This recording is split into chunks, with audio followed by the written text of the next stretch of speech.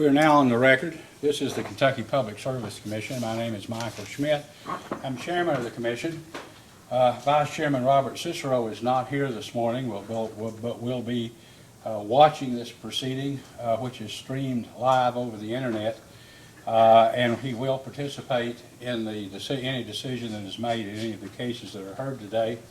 Dr. Talina Matthews, our third commissioner, has recused herself in all cases involving alleged violations of KRS 367.4901 et sec. This morning we're here for the purpose of receiving evidence in three cases: 2019-00159 Bruce Hubbard, 2019-00156 Keith Gutterman, and 2019-00278 Blue Jay Communications, Inc. At this time, is Mr. Hubbard and Mr. Gutterman present, or is anyone present on their behalf? I see no one in the hearing room at this time. Counsel, can you tell us if you've heard, please identify yourself for the record, Ms. Frederick, and tell us if you've heard from either of these parties. Yes, Mr. Chairman. Tina Frederick for the Commission's Division of Inspections. We have heard from Mr. Keith Gutterman. He has informed us that he will be unable to attend the hearing today, and in a voicemail that he left last evening requested a continuance. Has there been a problem? I think Mr. Gutterman's case has been on the docket several times. It has, and Mr. Gutterman was served on the 8th day of November by the Bullitt County Sheriff. So he was aware that there was a proceeding, but the scheduling order that actually gave the date and time of the hearing was sent to the wrong address. And when that was discovered by filings, they overnighted a scheduling order to him that he received earlier this week. Well, what I'd like for you to do is we'll continue the hearing in Mr. Gutterman's case until February 28th, 2020. I think that's the next hearing date. But I would like to ensure that Mr. Gutterman actually gets the notice of the hearing and that receipt of notice is somehow documented by either a return receipt or some method, because I think this is the third time that Mr. Gutterman hasn't arrived or appeared at the hearing, and he has not filed a response to the initiating order, which he obviously received. I think Mr. Gutterman was offered a compromise in mitigation of the penalty of $250, so he hasn't denied. In fact, I see in the record he apparently has admitted damaging the line and not providing notification as per 811. So I empathize with Mr. Gutterman.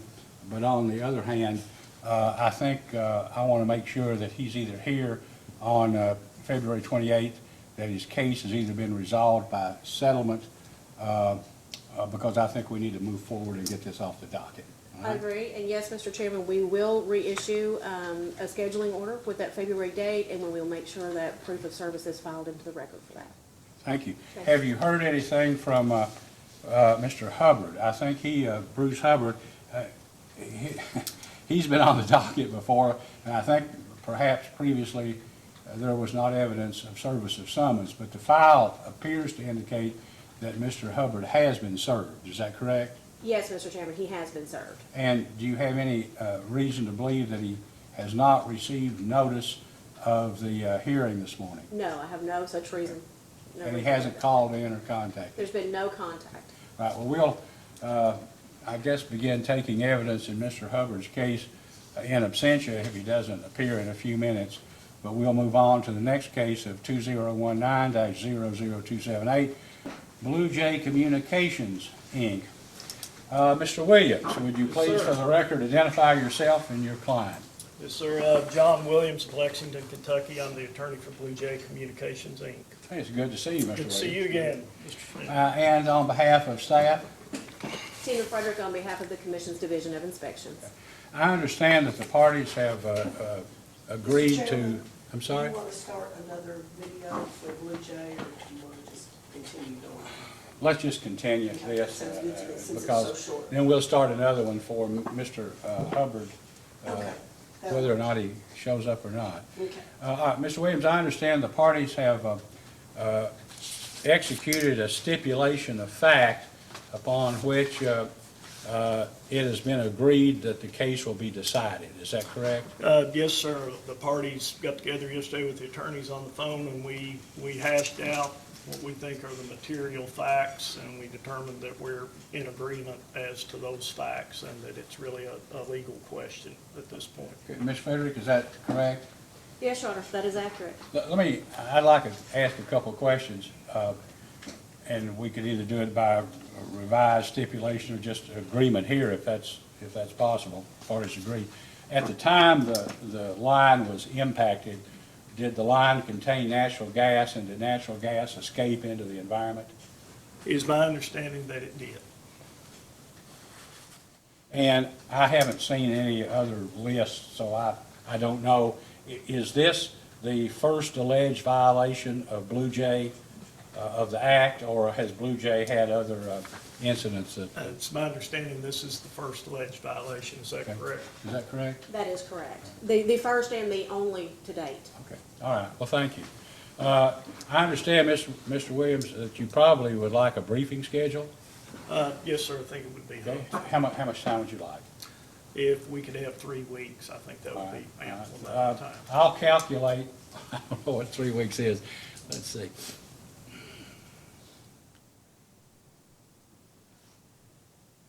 That would be like February 14th, end of business day, or by I think that would be planned time. February 14th, and then, Ms. Frederick, how much time would you like? You can have the same amount of time, or shorter, or whatever. Same amount's fine. All right, well then, okay, since the burden is on the staff, you'd be 21st, 28th, that would be, I don't know, March 6th, and then, is 5 days enough for a reply brief?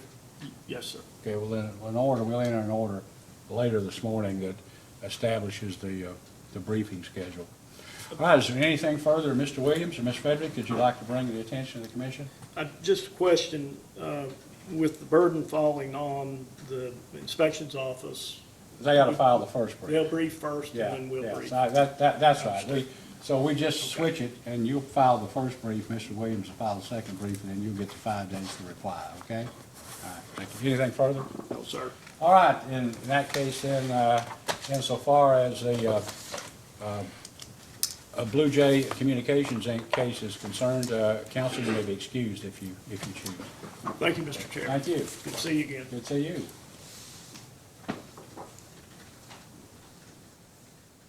All right, we'll start a new hearing, I guess, new tape on Mr. Hubbard.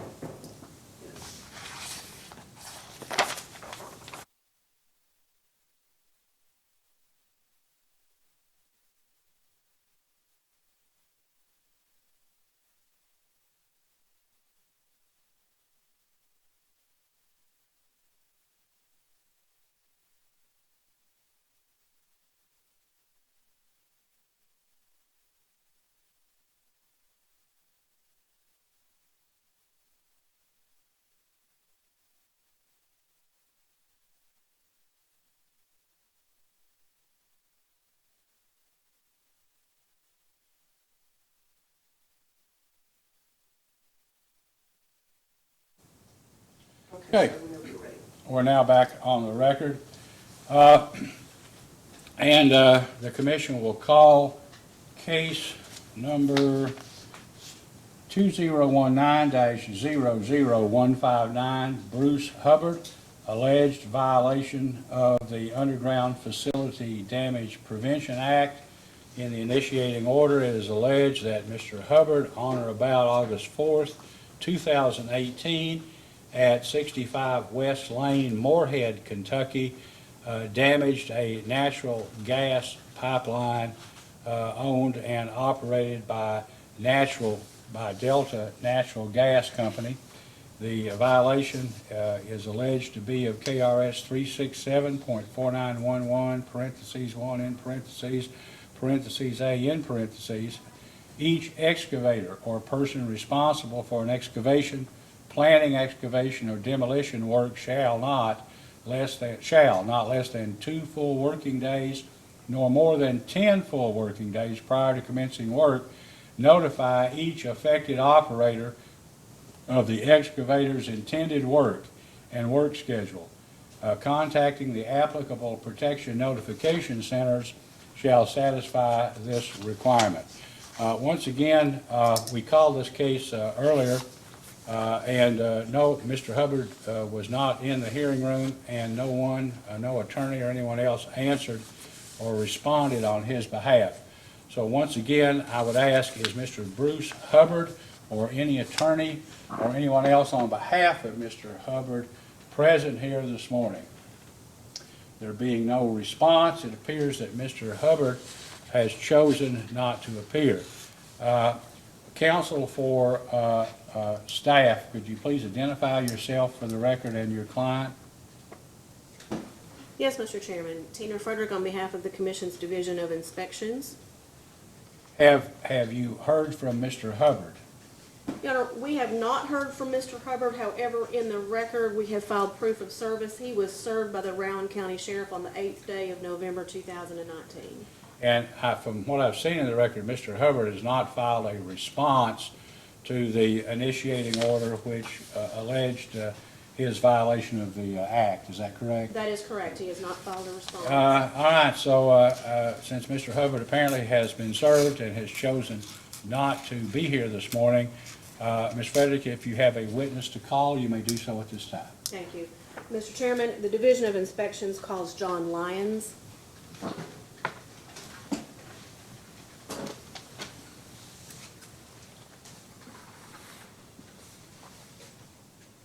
Mr. Lyons, please raise your right hand. Do you solemnly swear or affirm under penalty of perjury that the testimony you're about to give will be the truth, the whole truth, and nothing but the truth? I do. You may be seated. Ms. Frederick? Thank you. Could you just state your name for the record? Yes, John Lyons. And what is your current employment? I am the Deputy Executive Director for the Kentucky Public Service Commission.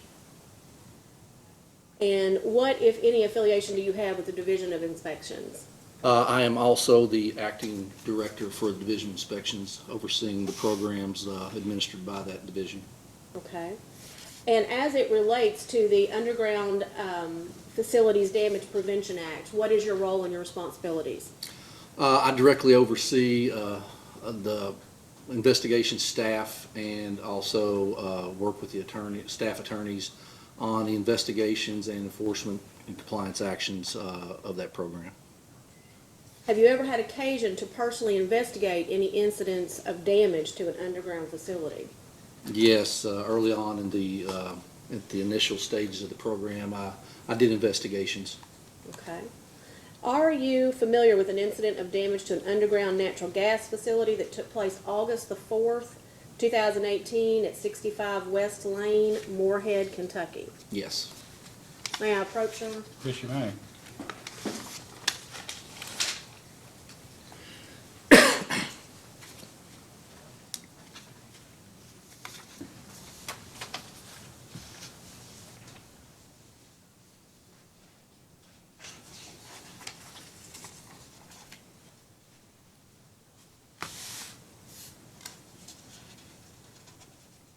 Mr. Lyons, do you recognize this document?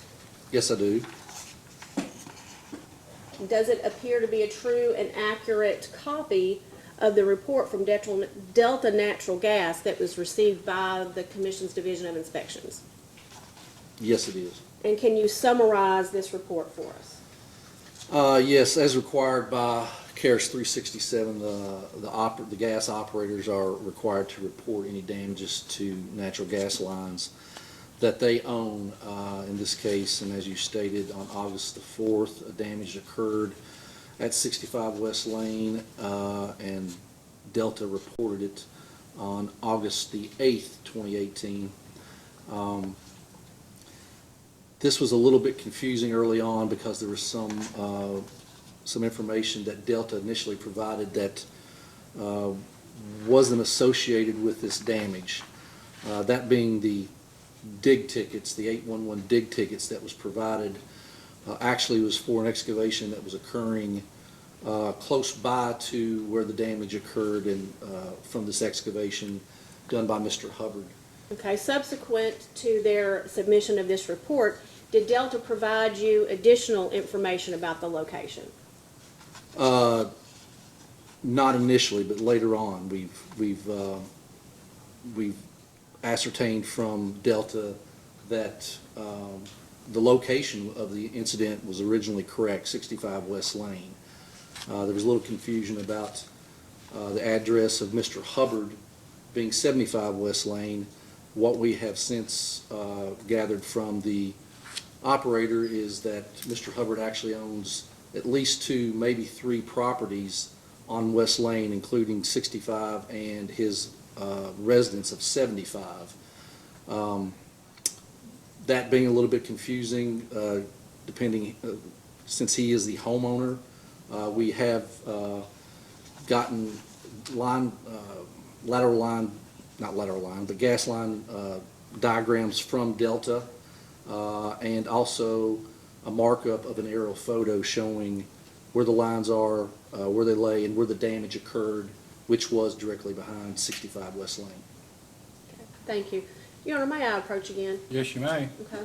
I would also like to ask that the operator report from Delta Natural Gas that's previously been filed in this case be marked and admitted as Division of Inspections Exhibit 1. Sustained.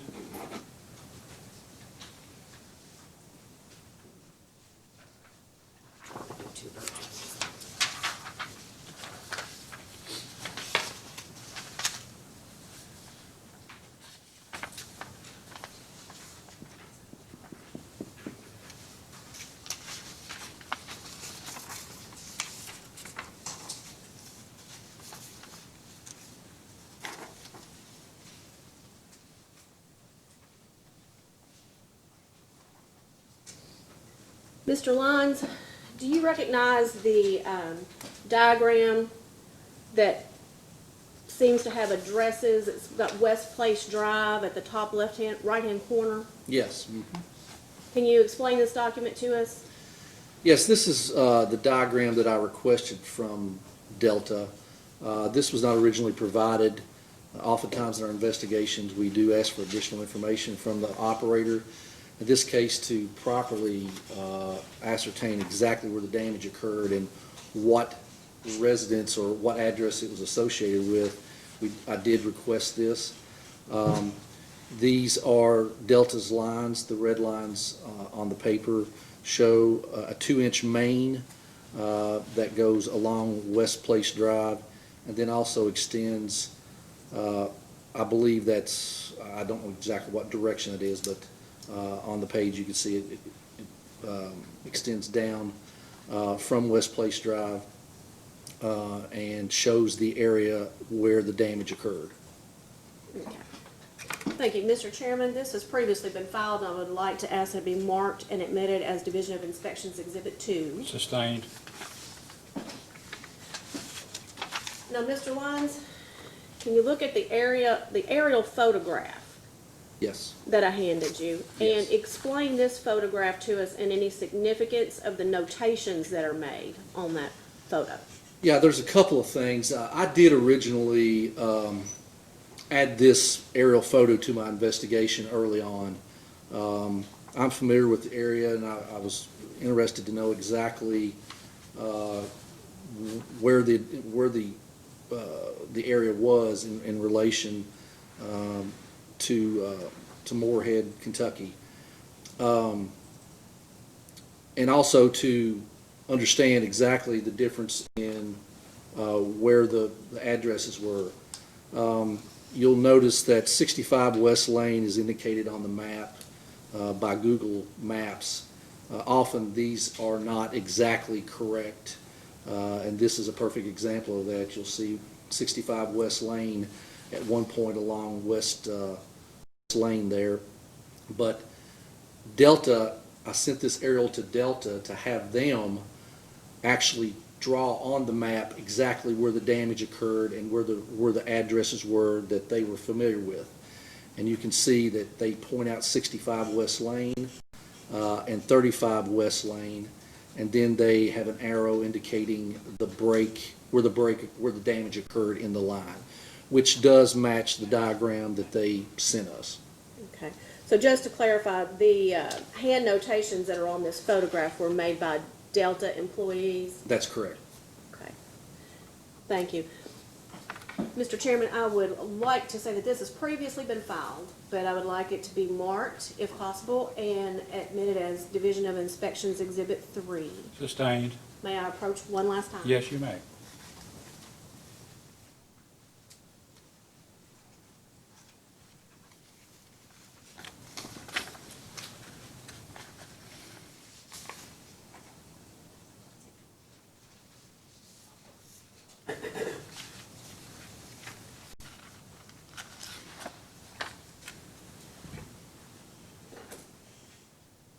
Mr. Lyons, do you recognize this document? Yes, I do. And does it appear to be a true and accurate copy of your investigation report for It this is. damage incident? It is, yes. Okay. And after your investigation, what conclusion did you come to? After I clarified the dig ticket situation, that were actually dig tickets from a property owner that was close by, which was clarified by that property owner and Delta employees, I concluded that Mr. Hubbard was the homeowner of note for the address and where the damage occurred, and attempted to contact Mr. Hubbard on several occasions through several phone numbers that were provided by Delta, were provided by staff through, staff with the Department of Environmental Protection who had background checking software. We checked all those numbers.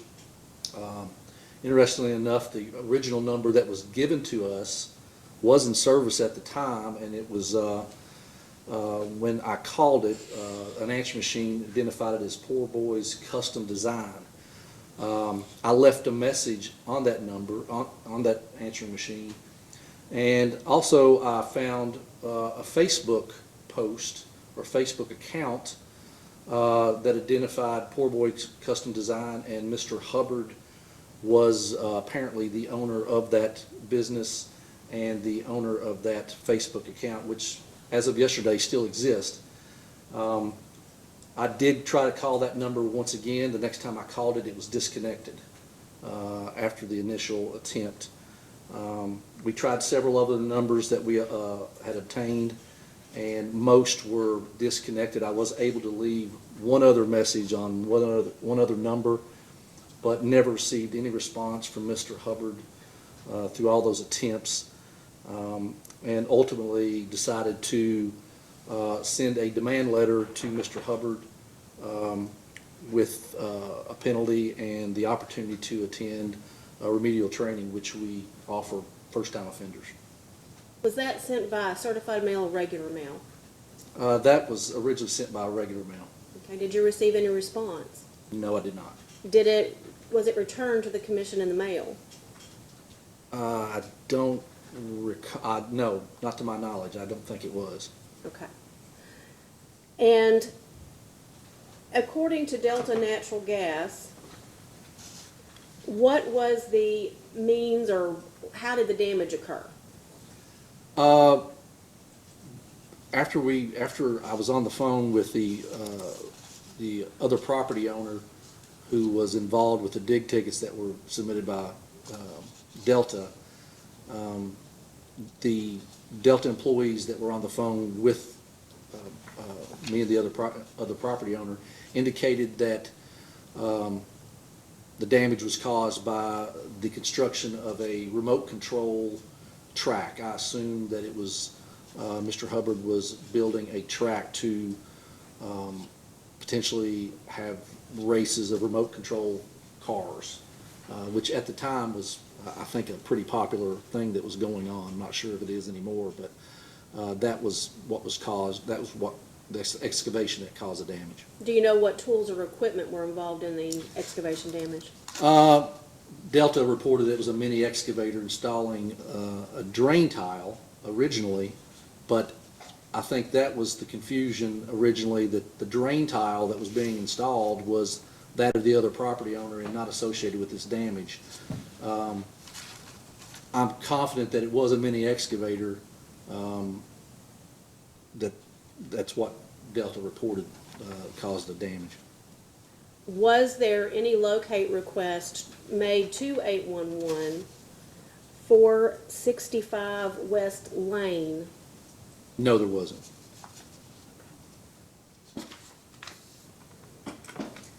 Thank you, Mr. Chairman. The Division of Inspection rests.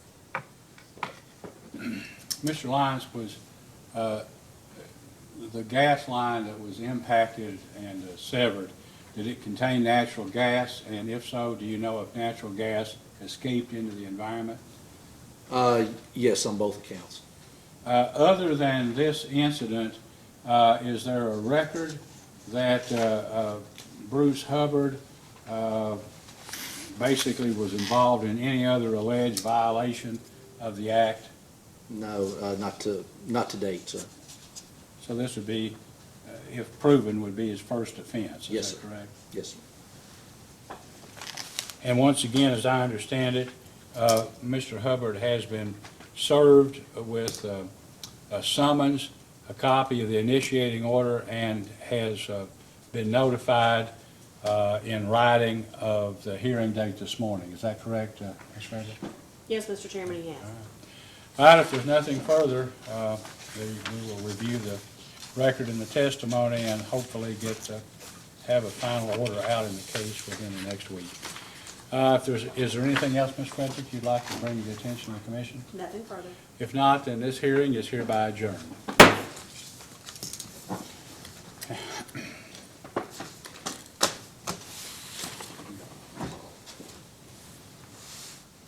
Tina, I don't think you entered that last one, did you? Moved to enter?